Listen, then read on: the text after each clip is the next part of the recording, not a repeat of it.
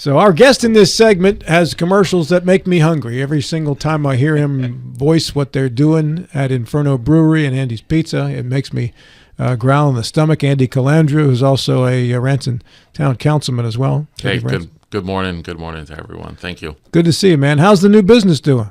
The new business is actually going, this is going to sound weird, too good.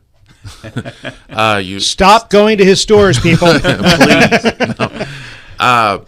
It's when you open up a business, you want it to slowly go, increase in sales, and then the issue was, every table is taken every single night, and all I'm thinking about is crap. Not crap, crap as in I don't have any more parking. I would love to open up the patio, but I don't think I don't have time to. Well, not that I don't have any space.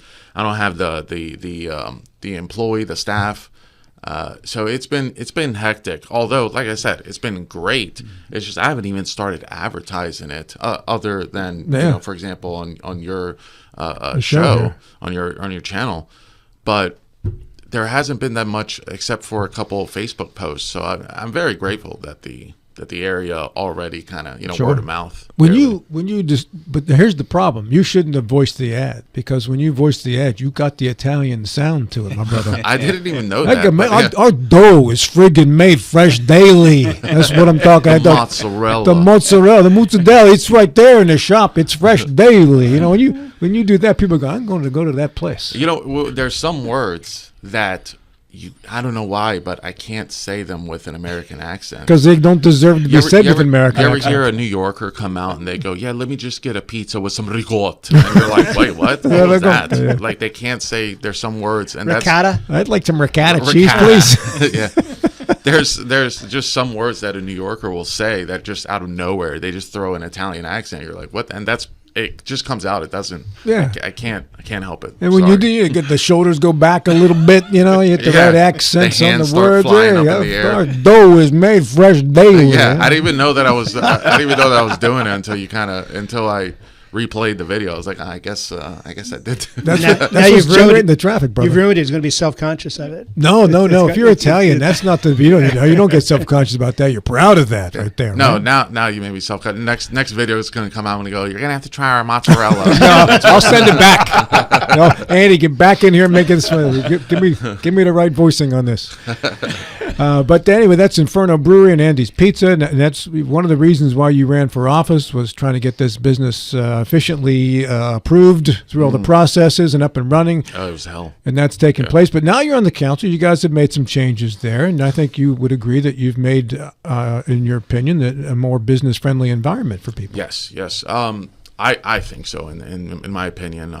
Not only did we change ordinances around that would increase businesses or at least attract businesses to come into the area, but also just the fact that we didn't do this, but there were a bunch of homes that were coming into the area, and we realized, well, with all these homes now, a lot of businesses that weren't interested in the past are now interested in coming over. Now, don't get me wrong, I'm not a fan of 1,000 homes here, 1,000 homes there, but the point is, could we really stop it? It was already going on even when we entered. But all these homes at least helped out on getting businesses to come in. Now we have so many businesses that want to come in this area. And I'm pretty sure you guys know, when a business comes in, especially those multi-million-dollar businesses, they'll buy a piece of land, we'll hear about it, and then 2 years later, I'm like, what the hell's going on with that land? They're still sitting on it. They have that much money that they'll go, well, we'll do it one day. So we know what's coming in, but I almost want to, tell the public, like, hey, guess what? But we can't say anything. Right.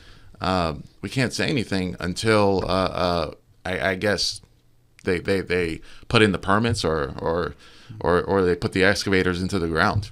So, but we do have a lot of we did have a lot of commercial coming in.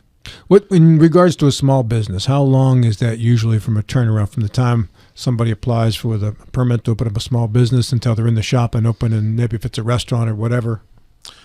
So it took me 13 months to get a permit. Which is too long. Oh my gosh, yeah. So we can get from a person putting in their first piece of paper. I'm talking about engineering. Engineer sends in their paperwork permit. From that to excavators into the ground, it'll probably be about a 4-month turnaround. Yeah, that's much quicker, much more efficient. Now, remember, 13 months just to get the permit. But now you're 4 months in business. So now 4 months. Then we would say it'd probably take another 4 months to build. So from day one, you could probably have a building open in 8 months if you really wanted to move along. I just want to ask, as far as the permit process that took 13 months, was that something related to the county, the city, and so forth, or that's going through registering your business in the state of West Virginia and all of those elements? No. It wasn't really the state. It was mainly the city. The local. The local. The city itself was so difficult. And it wasn't just me. I thought it was something had to do with me. But a lot of businesses were talking about how they would turn in a permit.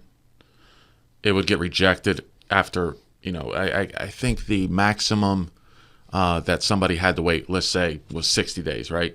59 days, they would reply with, oh, now we need you to do this. And then now we need you to do, and now, you got months going on, and now you have, first off, you're paying money on the piece of land that you just purchased. You're also paying the engineer for the nonstop back and forth. And there were times where you're going, this is just ridiculous. The engineer, they would send something back and say, well, you didn't spell Fairfax correctly. And you go, come on, you can't just grab that. That would be another 2 months. It's just stuff like that. Now we got a much better planning director, and they've been, and on top of that, we've been third party in most of our engineering. So this way, let's just say 10 permits come in. We don't have just one person looking at it. We could have 10 engineers looking at it, get back to you in 2 weeks, and it's just been much easier. So with that being said, we actually were able to, like I said, get commercial interested. In fact, me personally, I think a lot of people think that council members just show up at a meeting and just sit down and vote, but behind the scenes, we actually also do a lot. I've actually joined LinkedIn, which I've never joined, but I said, I'm going to join, and I couldn't believe the amount of, excuse me. Sure. I joined, and the responses were incredible. I would send messages to CEOs of these multi-million-dollar companies and say, hey, listen, we'd love to see you in Ranson, would you come over? And they would say, this is the person you need to get in contact with. Thank you. And you're going, wow, this is, I couldn't believe it. Maybe they had a team to respond to me. The point is they responded. And with that, we had so much coming in just by talking to them and saying, hey, here's a great area we would love for you. We've talked to the people. They want family entertainment here. They want places to shop. They want places to eat. They want that stuff, and so I'm calling these different places, and or at least messaging these different places, and I would say, whatever, maybe 8 out of 10 said no, but the 2 were super excited. Hey, send me the information, and with that, along with talking to some brokers, sometimes they would say, oh, well, here's our broker. You have to talk to this person, and then that broker would contact me, and again, it was just it was almost easy to get these businesses to come. The only problem is that it was great until last night. I'd like to show this to you guys. In fact, I can actually put this in front of the camera, right? Mm-hmm. Let's see here. So this is a shop. Is it up? No, it's upside down. All right. So this right here was a shopping center that I've been closely working on for 2 years. This shopping center is in Ranson's, right along Route 9, which is perfect for commercial. And there was a huge development coming in. Well, when I say huge, we're talking 100 acres, so and or 120 acres. And I said, listen, would you be able to move your boundary and possibly make 30 acres of that commercial? And the guy says, well, how does Ranson feel about that? I said, we would approve it in no time. So he ended up doing it. Well, after talking to all these businesses, he comes back, he says, hey, Andy, good news. There's so many people interested. I'm actually going to make 60 acres of it commercial. So this is a 60-acre shopping center. Now, he was, all these small guys. We had, I actually have the list. I think, Is this in the area of Weiss Market, that part of Route 9? it's across the street from the Home Depot. So yes, Okay. pretty much, yes. My phone's about to die, so hopefully it doesn't die right now. But it was, oh gosh, I'm not even, it's not. But, we had companies like Chipotle, Tropical Smoothie, Panda Express, Steak and Shake. All the big ones, yeah. Longhorn Steakhouse was going to take this spot right here. Courtyard Inn was looking at this. We had two family entertainment places. It was either a Dave & Buster's or a Dave & Buster's. Like, Now, you're talking about this in the past tense, like it all fell through? well, I'll explain. So this was, they were all kind of locked in, but as a developer, you would have to have, you want those anchors. Okay, you want that big anchor. And as of a month or two ago, we were, I was told that that they had those anchors, because I thought it was just going to be one. But then he said, hey, I think, he says, we got Target, Lowe's, and it was a Hobby Lobby. We got, all these companies coming in. And the reason why I'm saying past tense is all of that was already, they were already ready to, go for it. But last night, what happened was there were SIFs that were approved. SIFs. Capacity. SIFs, a capacity improvement fee. Okay. Now, let me explain. So, Ranson, most of our water, or the new development, most of our water goes through American Water, which, by the way, I'm not a fan of. The American Water has higher rates. So, we already get hit with that. Then on the sewer side, the new development gets hit with SIFs. Now, I understand the SIFs go towards new infrastructure. I'm not arguing with that. I completely agree with that. The problem is that with all the new people coming in, they were planning to raise the SIFs. This is the Charlestown Utility Board. The problem is that as a public utility, in order to raise any rates or SIFs, you have to have a study done. You have to have a consultant and engineer done. So they got a company that does that around the nation. I mean, not Rob down the street here. We're talking a company that is they paid $100,000 to have this study done. The study came back that the consultant said, well, actually, with all this new money coming in, the rates actually should go down. The consultant recommended $1,909 fee for water, and then $2,700 for $2,784 for sewer. Well, the Charlestown Utility Board, there were some people that said, well, if you want to add inflation, and they started throwing all this, inflation was already added into those calculations, and they said, well, we're gonna add that each house uses more water. Problem is that a lot of appliances today actually use less water. It's a lot more efficient. So they started changing these things around, and they said, well, we're going to change sewer to $4,500, $4,495 to be exact. Ranson has water through American Water. So what we focus on is the sewer. And you just went from $2,352 to $4,495. Nearly doubling it. Yes. So the problem with that is, if I were to sell a house, what's from $2,300 to $4,400, let's call it $2,000. If I were to sell a house, nobody cares about $2,000 extra dollars. If I'm selling you a house for $400,000, you don't care about $2,000. But if there's a business coming in, a commercial business coming in, they don't do it by, you're one business, you pay $2,000. They do it by the EDUs. For example, if a Target comes in, they get the square footage, the capacity, how many people can fit in there, how many bathrooms you're going to have, and you could pay that entire shopping center right there is millions of dollars in difference, or in when you're talking about the difference between 2,000 and 4,000. I'll give you guys just one thing. When I opened up in the Inferno Brewery, my fees were close to $50,000 a year. It's a one-time capacity improvement fee. One-time fee. I see. Yeah, $50,000. That was not the tap fee. That was just a fee that went towards capacity improvement fee. That to me was already crazy.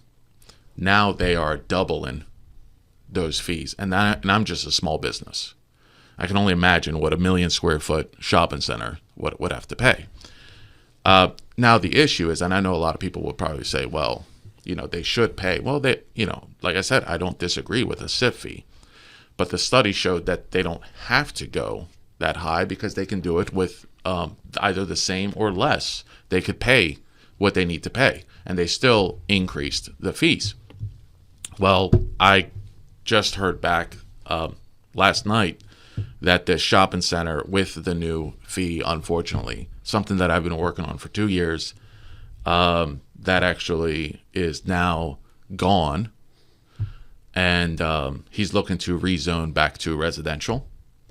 And he'll be 60 acres. You could probably build 400 homes. And that's the sad thing, is that I really don't want any more homes built. I think more homes have more of an impact on the sewer plant than one or a shopping So center. the decision to double the fee came from, To Charlestown Utility Board. and was it a deliberate effort to torpedo the new development? I assume that's what it was, because Charlestown Utility Board, basically, in last night's meeting that they had, one of the guys that is on the Charlestown Utility Board actually said that the engineer said the prices should be lower. And then they actually said that the Charlestown Utility Board attorney said that he would think it would be a good idea to actually lower the fees, because as a utility company, you should only go by what a study says, according to Public Service Commission. They ended up, last night during his public comment, he said, well, the engineer was wrong. So what? Well, to take me back, you started to explain this in the beginning. How does the Charlestown Utility Board affect Ranson? So we use their sewer. Oh, I see. We use their utilities. So so their Charlestown Utility Board owns the sewer lines for. Is there an opportunity to appeal? Is this a final rate? Oh vote? no, I'm pretty sure these companies, this is just one of 10 projects coming into the area. This is just the only one that the guy gave me the okay to talk about. Mm-hmm. The other 9 said, please keep it quiet. But I will tell you, they'll probably get a huge some paperwork from lawyers, I assume, for sure. Public Service Commission actually says that in order to increase the fees, whether it's a rates or a SIFs, you have to have a study done. They did get a study done, and then they went against what the study said. So I'm pretty sure it'll be. Well, I'm not a developer, and I'm not in that business at all, but it just seems to me that if I were that developer, I would feel that somebody just took a lot of money out of my pocket. That seems actionable to me. When you're talking about, as a developer, I'm not a developer either, but I do understand prices of a building and an ROI, return on investment. Right. When you're paying a fee like that, you get no ROI. Right. There is no return on investment directly. And now the SIFs, they were okay with paying SIFs. Everyone that comes into the area, they already calculated in that. And with those calculations, they're able to say, for example, hey, Chipotle, I'm able to build this building for X amount of dollars, and in return, I will rent it to you for $22 a square foot, $22 a square foot for a 20-year lease, this much CAM charges, and so on and so on. Excuse me, I'm burping. In return, once you add those SIFs, you already have a deal with Chipotle and now you have to go back and you have to say, hey, by the way, now that these new fees, I have to charge you 28. And then at that point, they're going to say, hold on one second, right across the street is 25 or 24. So we're going to go over there, or we're not going to come at all. Is what Now, Public Service Commission members elected? Public Service commission members. I don't know. Are they elected by? Not that I'm aware of. I've never seen any PSC No, I thought they people were on just the ballot. Yeah, I thought They just appear? No, I feel I don't know who actually appoints them. Appoints. Maybe it's the governor, or maybe it's the actual Senate. I don't know, but I don't think I've ever voted for a public service commission. So one of our commenters said, "I'm secretly convinced that Jefferson County is against development of any kind." Basically, that this seems to be a decision that goes in favor of residential instead of. Yeah, that is true. And to be honest with you, I see a drop in housing market. I see a drop. This is not only nationwide, but you have to look at it, locally. I think that there's a drop in the housing market. Not only are houses on the market a lot longer now. It used to be an average of 35 days. Now it's up to 60 days in this area. With the interest rates not really going anywhere, I don't see the demand going up anytime soon, but the supply is going out. In fact, when I noticed that a big developer, they are starting to sell their lots rather than build them, that's a red flag right there. So the housing market, to me, we should change the way of doing things by making sure that the area is still safe with a supply and demand staying, roughly about the same. And what this SIF does is it basically gets rid of commercial and will attract more residential. We don't need more residential. We have enough rooftops now to attract the businesses that we want. Another issue is, take a look at this land right here. This land right here is prime location for commercial. Once that becomes houses, we can't change it back to commercial. We're not going to knock down 400 homes. So this is, in my opinion, we get one chance. And so it's sad. Is it dead? Well, is the idea dead? The idea is pretty much dead because they're already clearing the trees to do this. So if they're clearing the trees and they're already going through the permit process, I mean, there's actual blueprints for this. So it's not like he's saying in 3 years he's going to build. This was actually a project looking to break ground very soon.